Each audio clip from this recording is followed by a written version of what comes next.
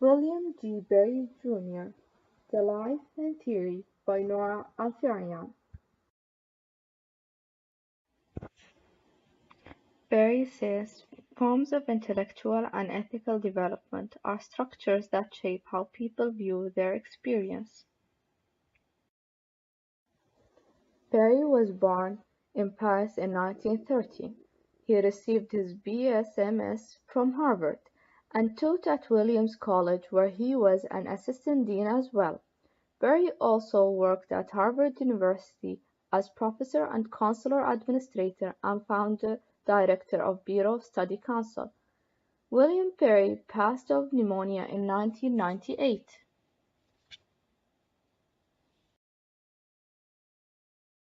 Berry's work was influenced by Piaget's theory of cognitive development, Kohlberg's theory of stage of moral development, and also by Sanford's psychosocial development mode.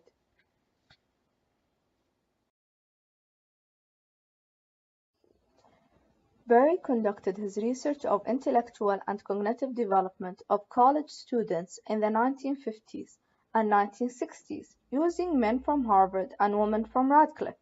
The number of interviews that he conducted were 464 interviews, and only 84 of these interviews were completed.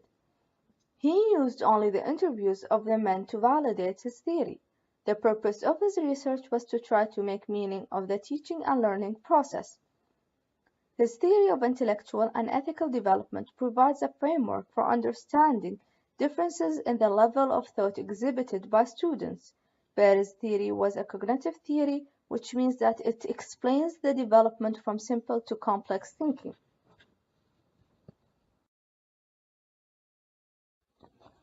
Berry states that college students journey through 9 positions.